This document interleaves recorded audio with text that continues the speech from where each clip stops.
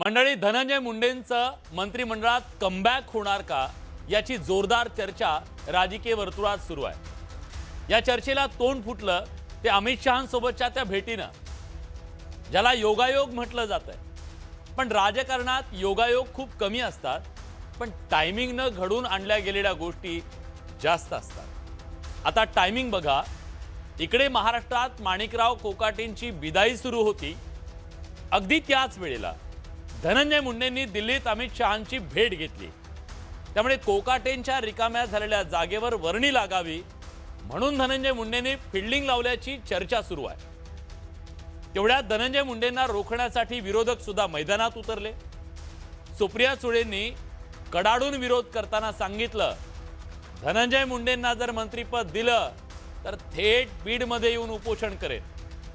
संतोष देशमुखांच्या कुटुंबियांनी सुद्धा विरोध केला, कारण संतोष देशमुख हत्ये प्रकरणी धनंजय मुंडेंच्या निकटवर्तीय वाल्मिक कराडला अटक झाली। त्यानंतर आरोपांची राळ उठली। मग मार्च 2025 ला तब्येतीच्या कारणामुळे धनंजय मुंडेंनी राजीनामा दिला। धनंजय मुंडे त्यानंतर अनेक दिवस विजनवासात गेले, पण गेल्या काही दिवसात ते पुन्हा सक्रिय दिसतात। या काळात त्यांची कमबॅकची इच्छा लपून राहिलेली नाही। रिकामा बसलोय, मला जबाबदारी द्या अशी साथ त्यांनी पक्षातल्या नेत्यांना घातली। मग योग्य वेळ येऊ द्या, संधी देऊ असं पक्षाने सांगून सध्या तरी थोपटून ठेवलंय। कदाचित कोकाटेंची विकेट पडली आहे आणि हीच ती वेळ असं समजून धनंजय मुंडे लॉबिंग करत फिल्डिंग लावतायत का अशी चर्चा आहे। तर्क हा सुद्धा दिला जातोय की संतोष देशमुख हत्ये प्रकरणाशी कोणताही संबंध सिद्ध होऊ शकलेला नाही, मग त्यांना शिक्षा का हा सवाल धनंजय मुंडेंच्या समर्थकांकडून विचारला जातोय। त्यामुळे समर्थक आणि विरोधकांमध्ये आरोप प्रत्यारोप सुरू आहे। पण राष्ट्रवादी काँग्रेस आणि भाजपच्या नेत्यांनी मात्र अशी कोणतीही चर्चा नसल्याचं सांगितलंय। पण ऐन निवडणुकीच्या धामधुमीत जिल्हा परिषद निवडणुकीच्या तोंडावर धनंजय मुंडेंना मंत्रिपद देण्याची रिस्क खरंच घेतली जाईल का, हा खरा सवाल आहे। सत्तेतून बाहेर पडल्यानं धनंजय मुंडे खरंच बेचैन आहेत का? धनंजय मुंडेंच्या कमबॅकची ही योग्य वेळ आहे का?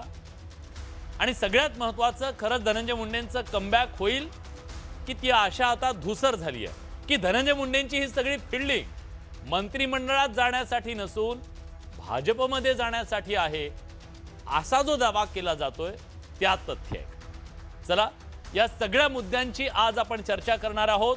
आपल्या सोबत समर्थक असतील आणि विरोधक दोघेही असतील, पण त्याआधी बघा घडलंय का। आपल्या सोबत या चर्चेत सहभागी होण्यासाठी दिवंगत संतोष देशमुख यांचे बंधू धनंजय देशमुख आहेत। धनंजयजी, स्वागत आहे तुमचं। आपल्या सोबत राष्ट्रवादी शरदचंद्र पवार पक्षाचे नेते राजापूरकर जी आहेत। राजापूरकरजी, स्वागत आहे तुमचं। ओबीसी नेते मंगेश ससाणे आपल्या सोबत आहेत, ॲडव्होकेट मंगेश ससाणे। मंगेशराव, तुमचं सुद्धा स्वागत आहे। आणि रुपालीताई पाटील सुद्धा आपल्या सोबत आहेत, राष्ट्रवादी काँग्रेसच्या नेत्या। ताई, तुमचं सुद्धा स्वागत आहे। पण मी या चर्चेची सुरुवात करणार आहे धनंजय देशमुख यांच्यापासून, कारण जेव्हा ही बातमी आली, दिल्लीतली ती भेट झाली, ती बघितली, त्यानंतरची तुमची प्रतिक्रिया अतिशय महत्त्वाची होती। तुम्ही भीती व्यक्त केली की जर धनंजय मुंडेंचं कमबॅक झालं तर पुन्हा तुम्हाला दहशत वाढण्याची भीती आहे, असं तुम्हाला का वाटतंय? ज्यावेळेस आम्ही हिअरिंगच्या दरम्यान कोर्टात जातो, त्यावेळेस एक व्हीसी द्वारे सगळ्या आरोपींना हजर करतात। बर, आता तिथं ही सोय नाही की त्या आरोपीचं बिहेवियर कसं आहे, काय चेंज झालंय, किंवा काय त्यांना पछतावा आहे, किंवा समजा ते ही अत्यंत दुर्दैवी घटना घडल्यामुळं माणसाच्या आयुष्यामध्ये ज्या काही चुका होतात, ज्या चुका अशा असतात की त्या सुधरू शकतात, परंतु मागच्या 1 वर्षापासून आम्ही बघतोय, ज्यावेळेस पासून आम्ही कोर्टाची पायरी चढलोय, आरोपीचं समर्थन करणारे, आरोपीला एक म्हणजे धीर देणारे, आधार देणारे हे लोक आणि आरोपी याच्या बॉडी लँग्वेज मध्ये, माणसानं चूक केली तर त्याच्या मनामध्ये, त्याच्या बॉडी लँग्वेज मध्ये पछतावा असतो। परंतु हे आरोपीचं समर्थन करणारे, आरोपीला समर्थन द्यायला येणारे कोर्टात यांच्या कुठल्याही बॉडी लँग्वेज मध्ये किंवा यांच्या कुठल्याही कृतीमध्ये काहीही फरक झालेला नाही हा बर. विषय पाहिजे. हम्म. यामुळं या सगळ्या गोष्टी एवढ्या गांभीर्यानं घेण्याची गरज आहे. म्हणून जे कुटुंब आहे आमचं, आम्ही सगळे आहेत, हा. ते भीतीयुक्त वातावरणामध्ये जगत राहतात. बर. पण तुम्हाला आता संरक्षण मिळालंय, हवा आहे, तुम्ही काय मागणी केली आहे याबद्दल? मी अर्ज दिलेला आहे की मला संरक्षणाची गरज आहे म्हणून, हा. परंतु त्याचा अजून काही म्हणजे रिप्लाय आलेला नाहीये. मी अधिकृतरित्या मागच्या 2 महिन्यात एक अर्ज दिलेला आहे बर. SP ऑफिस की मला म्हणजे आता हायकोर्टात जावं लागतंय, मला मुलांकडे जावं लागतंय, मला वैभवीकडे जावं लागतंय, तर मला संरक्षणाची गरज आहे बाहेर देखील. हा. तर ते मला अजून काही मिळालेलं नाही, म्हणून मी अशी अधिकृतरित्या मागणी देखील केली. वैयक्तिकरित्या धनंजय मुंडेंकडून गेल्या वर्षभरात आपल्याला काही त्रास झालेला आहे का? जे काही झालेलं आहे ते मी अधिकृतरित्या SP साहेबांकडे त्याचे पत्र दिलेले आहेत आणि ते आता जे हायकोर्टात प्रकरण चालू आहे तिथं देखील दिलेले आहे. बरं. राजापूरकर जी आपल्या सोबत आहेत. राजापूरकर जी तुमच्या नेत्या असं म्हणाल्या की जर धनंजय मुंडेंची एंट्री झाली किंवा त्यांना कमबॅकची संधी दिली तर थेट बीडमध्ये जाऊन उपोषण करू. तुमचा विरोध नेमका काय आहे? कशासाठी तुम्ही विरोध करताय? काय तुमचं नेमकं म्हणणं आहे? मुळात असं आहे की मी धनंजय देशमुख साहेब इथे आहेत. स्वर्गीय संतोष देशमुख यांचे भाऊ आहेत ते. मी दिलगिरी व्यक्त करतो की आज अखंड महाराष्ट्राच्या वतीने की अजूनही न्यायाच्या प्रतीक्षेमध्ये त्यांना थांबावं लागतंय. आज जवळजवळ इतक्या कालावधी उलटून गेलेला आहे, पण आज या महाराष्ट्रामध्ये त्यांना अजूनही न्यायाच्या प्रतीक्षेमध्ये त्यांना राहावं लागतंय. विषय असा आहे की संसदरत्न खासदार आदरणीय सुप्रियाताई सुळे यांनी एक विधान केलं. त्यांनी हे स्पष्ट म्हटलं की जर तुम्ही धनंजय मुंडे यांना पुन्हा सरकारमध्ये मंत्रिमंडळामध्ये राज्याच्या मंत्रिमंडळामध्ये घेणार असाल तर मी बीडमध्ये जाऊन त्या ठिकाणी उपोषणाला बसेल. त्या बीडमध्ये जाऊन उपोषणाला बसतील ह्या असा पाठीमागचा संदर्भ आहे तो म्हणजे की या राज्यामध्ये आजही न्यायाच्या प्रतीक्षेमध्ये एक भाऊ त्याच्या भावाच्या झालेल्या हत्येच्यासाठी आज वाट बघतोय. अखंड महाराष्ट्र वाट बघतोय. मग या महाराष्ट्रामध्ये जिथे पीडित, शोषित, वंचित यांच्यासाठी आवाज उठवण्याची भूमिका या देशाच्या लोकप्रतिनिधींनी, राज्याच्या लोकप्रतिनिधींनी घेतलेली असते, तिथे आदरणीय सुप्रियाताई सुळेंनी हे स्पष्ट म्हटलं की जर अशा प्रकारे एखाद्या आरोपीला लपवण्याची, दडवण्याची भूमिका जर घेणारा एखाद्या व्यक्ती असेल तर त्या व्यक्तीला आज त्या ठिकाणी आम्ही अखंड म्हणजे फक्त राष्ट्रवादी काँग्रेस पार्टी नाही तर अखंड महाराष्ट्राच्या वतीने आम्ही त्याला विरोध करणार. हा आमचा पहिला भाग झाला. मग आता भाग चुकतो, मग विषय येतो कुठे? तर विषय असा येतो की संतोष देशमुख जे मस्साजोगचे सरपंच होते त्यांची हत्या झाली. हत्या झाल्याच्या नंतर त्या ठिकाणी फिर्यादी धनंजय देशमुख यांनी त्या ठिकाणी फिर्याद दिली की आम्हाला त्या ठिकाणी न्याय हवा आणि त्याच्यानंतर त्या ठिकाणी अनेक लोकांना अटक करण्यात आली. आणि याच्यानंतर त्याच्यामध्ये असलेला एक प्रमुख आरोपी वाल्मिकी कराड त्याला अखंड महाराष्ट्राने पाहिलेला आहे. कारण की तो उठाव फक्त बीडच्या लोकांनी नाही तर संपूर्ण महाराष्ट्राने केला होता. आणि त्या वाल्मिकी कराडला अटक करण्यासाठी जो काही वेळ लागला, जो काही कालावधी गेला, म्हणजे अक्षरशः ते एक प्रकारचं नाट्यमय प्रकारची ती अटक होती. मग ह्या सगळ्या गोष्टी ज्या घडत होत्या त्या घडण्याच्या पाठीमागे वाल्मिकी कराडला या अटकेपासून दूर ठेवण्यासाठी त्याला त्या ठिकाणी पाठीशी घालण्यापाठी कोण होतं? ते अदृश्य हात कोण होते? त्याला न्याय व्यवस्थेपासून दूर ठेवण्यासाठी कोण मदत करत होतं हे अखंड महाराष्ट्राला कळलेलं आहे. आणि त्याचाच कुठेतरी भाग संशयाचा भाग, त्या आरोपाचा संशयाचा भाग हा धनंजय मुंडे यांच्यापर्यंत जात होता. म्हणून आरोग्याचं कारण देत त्या ठिकाणी धनंजय मुंडेंनी आपल्या अन्न नागरी पुरवठा मंत्रिपदाचा राजीनामा दिला. हे तुम्हाला माहितीये, हे मलाही माहितीये. मग ज्या वेळेला त्यांनी हा राजीनामा दिला, मुख्यमंत्री देवेंद्र फडणवीस असतील, उपमुख्यमंत्री अजितदादा पवार असतील, यांना तो राजीनामा स्वीकारावा लागला. परिणामी महायुती सरकार कुठेतरी गोत्यामध्ये येते का, पडतंय का ही भीती बाळगत त्यांनी तो राजीनामा स्वीकारला. आणि आज पुन्हा त्याच महाराष्ट्रामध्ये जिथे अजून स्वर्गीय संतोष देशमुख यांना न्याय मिळाला नाहीये, त्याच्या कुटुंबियाला न्याय मिळाला नाहीये, तिथे तुम्ही पुन्हा महाराष्ट्राच्या तोंडावरती धनंजय मुंडे सारखे व्यक्तिमत्वाला पुन्हा तुम्ही त्या विधिमंडळामध्ये घेणार असाल, मंत्रिमंडळामध्ये घेणार असाल तर आदरणीय सुप्रियाताई नाही तर अखंड महाराष्ट्र त्या ठिकाणी उपोषणाला बसेल हे तुम्हाला खंटाळून सांगतो. ठीक आहे. ऍडव्होकेट मंगेश ससाणे आहेत. ताई येतो तुमच्याकडे, कारण मला कमेंट सगळ्यांचं ऐकल्यानंतरची कमेंट मला तुमच्याकडून घ्यायची आहे. मंगेशजी, न्यायाची प्रक्रिया पूर्ण झालेली नाही आणि अशामध्ये पुन्हा मंत्रिपदावर बसवण्यासाठी हे सगळं सुरू आहे, म्हणून विरोधकांचा त्याला ठाम विरोध आहे. तुमचं काय नेमकं म्हणणं आहे याच्याबद्दलचं? तुम्ही समर्थक? विलासजी, याच्यामध्ये माझं स्पष्ट मत आहे हम्म. की मराठवाड्यातले काही प्रस्थापित राजकारणी, हे धस, सोळुंखे, पंडित, सोनवणे यांना मुंडे कुटुंबाला कुठंतरी बीडच्या मराठवाड्याच्या पटलावरनं कुठंतरी बाहेर करायचंय. त्यांची राजकीय कारकीर्द खराब करायची. त्यासाठी त्यांनी ही केलेली मीडिया ट्रायल आहे. हा. तुम्ही म्हणता धनंजय मुंडेंचा याला अप्रत्यक्ष पाठिंबा आहे. याच्यामध्ये चौकशी झालेली आहे, SIT झालेली आहे, कोर्टामध्ये चार्जशीट गेलेली आहे.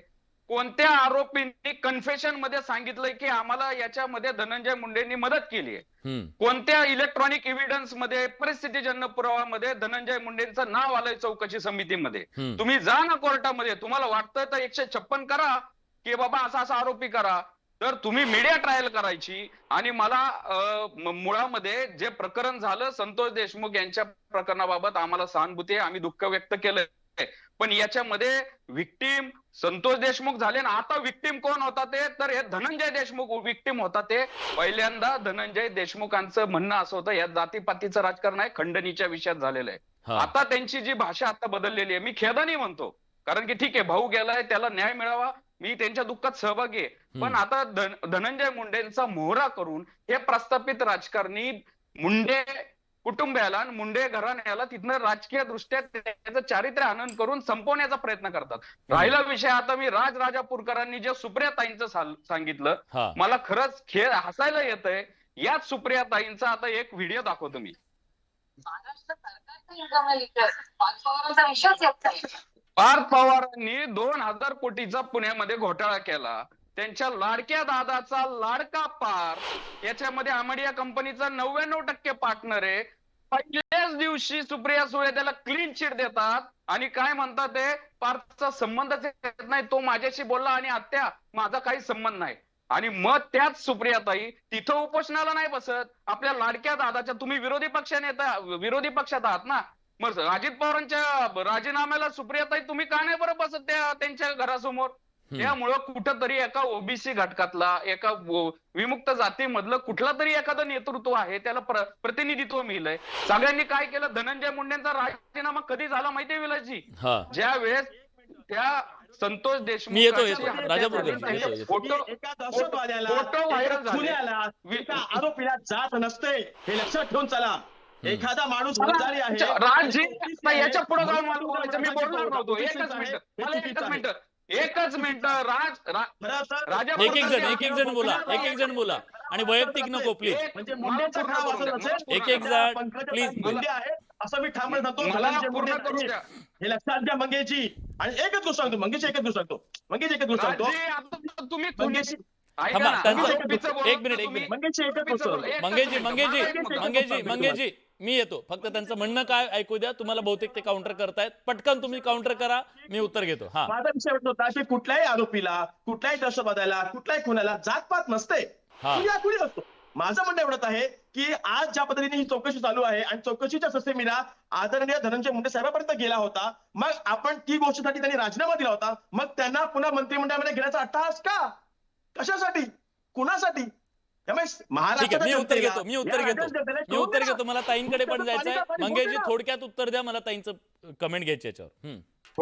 थोडक्यात उत्तर देतो. धनंजय मुंडेकडे ससेमिरा गेला नव्हता, त्यांना कधी कोणी चौकशीसाठी बोलवलं नव्हतं, कोर्टाने पण त्याचं निरीक्षण नोंदवलं नाही. दुसरा विषय, धनंजय मुंडेंनी राजीनामा का दिला, तर ते हत्येचे फोटो जे कोर्टातले ते मीडियावर व्हायरल केले, हे समजून घेतलं पाहिजे. तिसरा, हे तुम्ही म्हणताय गुन्हेगाराला जातपात नसती, मग मला विचारायचं राजापूरकरांना, ज्या वेळेस 93चे बॉम्बस्फोट झाले त्याच्यामध्ये जवळजवळ 257 लोक मेले.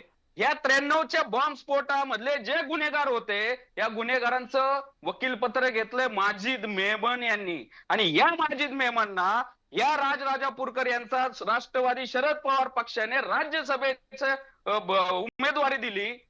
मग का व तुम्ही एका खुन्याच्या मागे तुम्हाला हे करता? कुठं गेली तुमची ती नैतिकता? त्यानंतर ऐका धनंजय देशमुख इथे चर्चेमध्ये आहे. आज धनंजय देशमुख चर्चेमध्ये आहेत, तुमच्या बाजूला बसले आहेत. त्यांना विचारा विलासजी की ज्या वेळेला आज जे ऍडव्होकेट आहेत आपले, ज्यांना भारतीय जनता पार्टीने राज्यसभेवरती खासदारकी पण दिलेली आहे, आज त्यांना त्या ठिकाणी या प्रकरणामध्ये त्यांनी त्यांची बाजू मांडू नये यासाठी धनंजय देशमुखांनी एक अर्ज दिलेला आहे.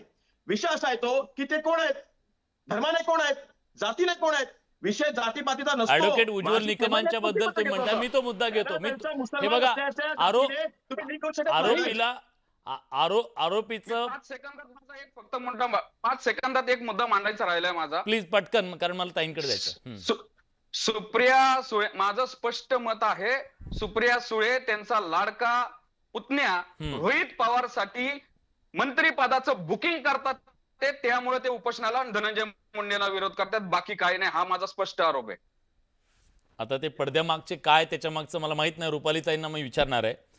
रुपालीताई, खरंच अशा प्रकारची जी चर्चा राजकीय वर्तुळात सुरू आहे त्या तथ्य आहे का?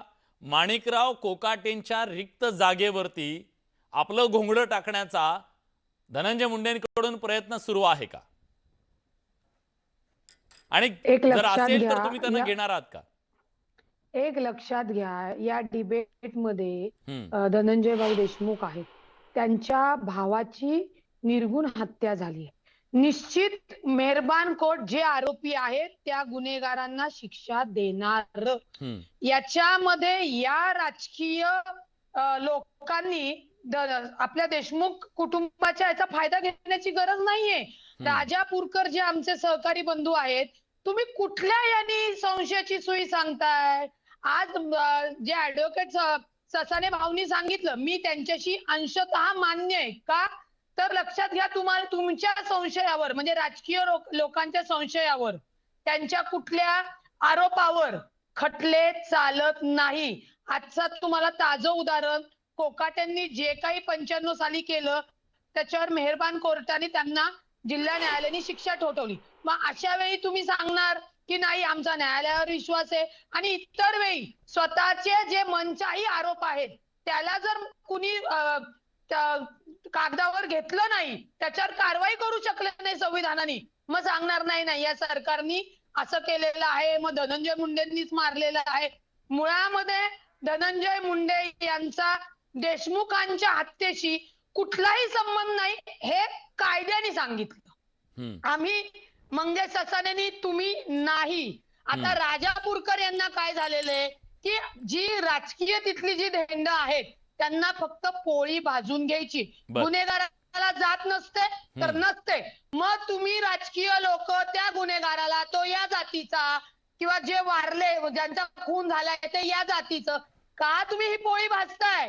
राहिला राष्ट्रवादी काँग्रेस पक्षाचा विषय, धनंजय मुंडेंचं जर कमबॅक असेल तर राष्ट्रवादी काँग्रेस पक्षाचे वरिष्ठ नेते किंवा माननीय अध्यक्ष ते करतील. धनंजय मुंडे यांना ना कुठली शिक्षा झाली, ना कुठल्या चौकशीमध्ये त्यांना आरोपी आहेत, SIT झाली, सगळ्या चौकशी झालेत. मंत्रिमंडळाचा त्यांनी जो काही राजीनामा दिला, एक लक्षात घ्या, उद्या कुणी मंत्रिमंडळात जाऊ द्यावे, बडेजी तुम्ही जरी उद्या मंत्रिमंडळात झाला तरी तुमचा हा, लक्षात घ्या, तुमचं हे डिबेटचं उदाहरण देऊन हे राजकीय लोक तुम्हाला अडचणीत आणण्याचा प्रयत्न करणार आहेत.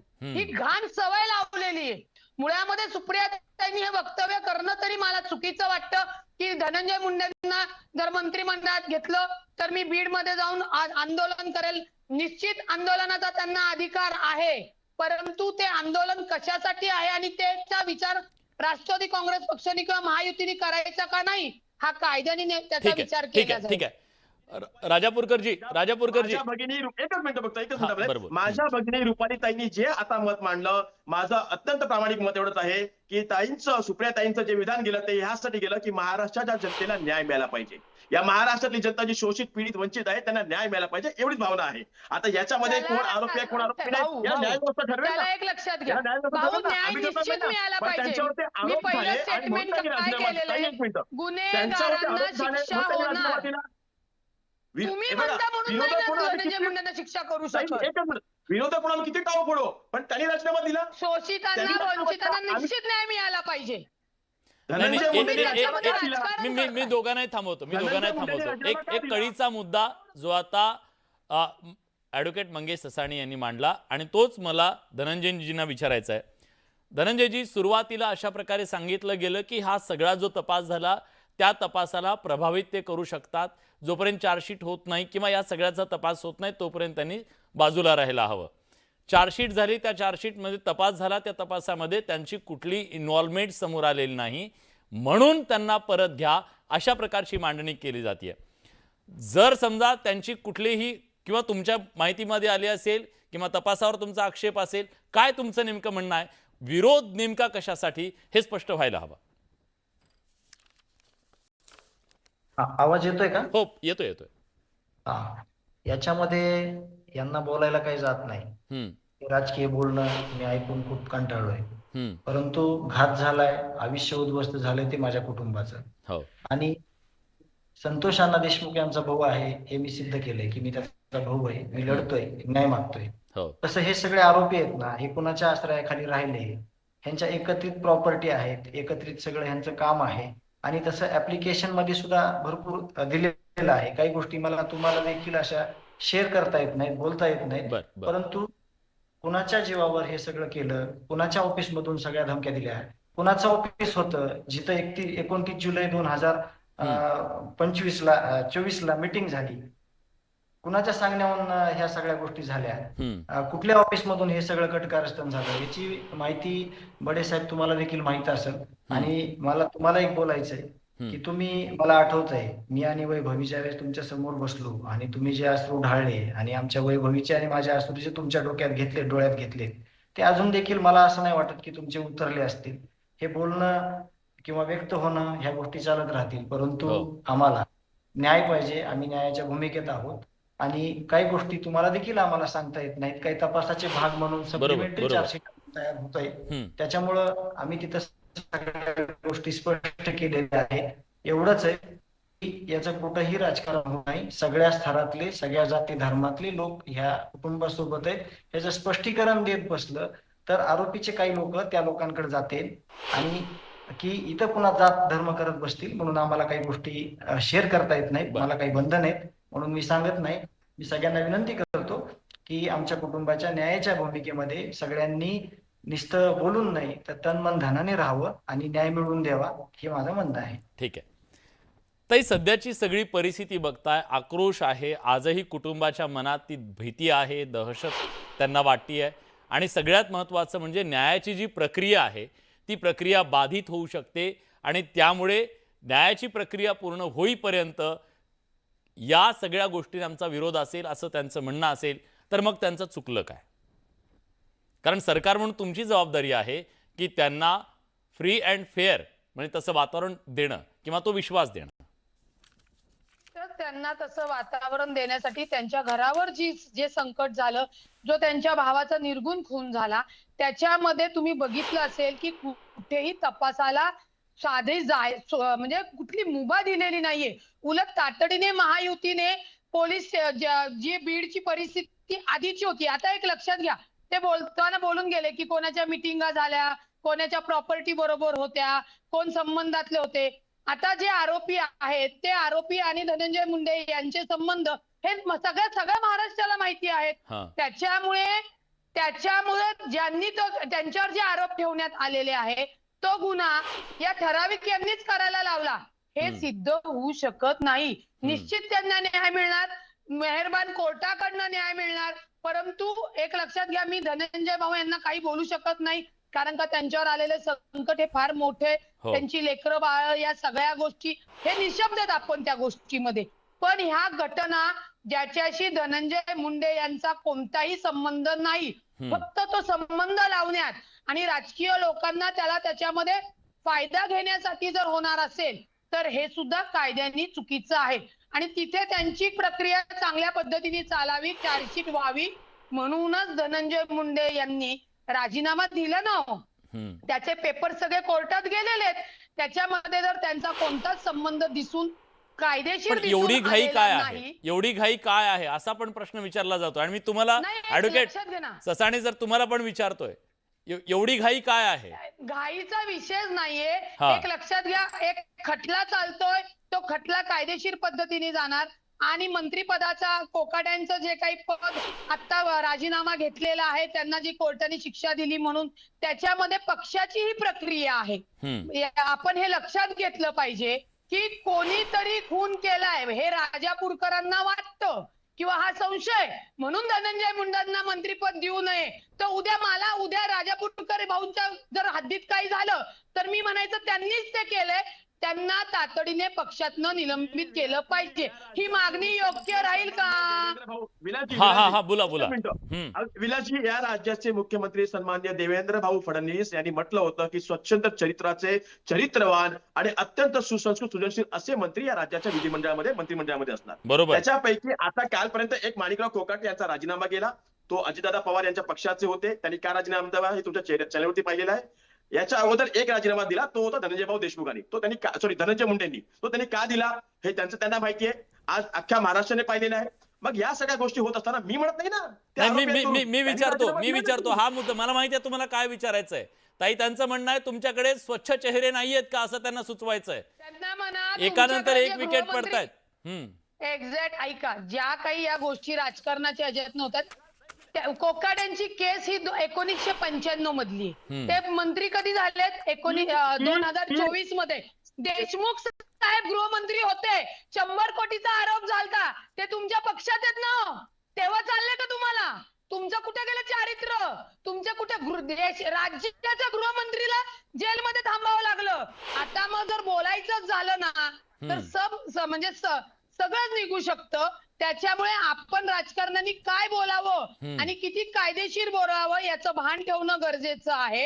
एक लक्षात घ्या, स्वच्छ चारित्र्याचे जर त्या स्वच्छ तुम्हीच चारित्र्यानंतर तुमचेच नेते आदरणीय अजितदादा म्हणाले, आम्ही नाही म्हणते. अजितदादा अहो, पवार राजापूरकर, देवेंद्र फडणवीस ऐका ना, स्वतः झालेले आहेत. गृहमंत्र्यांचं काय या सांगणार राज्यामध्ये ते? आम्ही मग सुसंस्कृत, सृजनशील आणि चैत्रवान मंत्री देणार करून.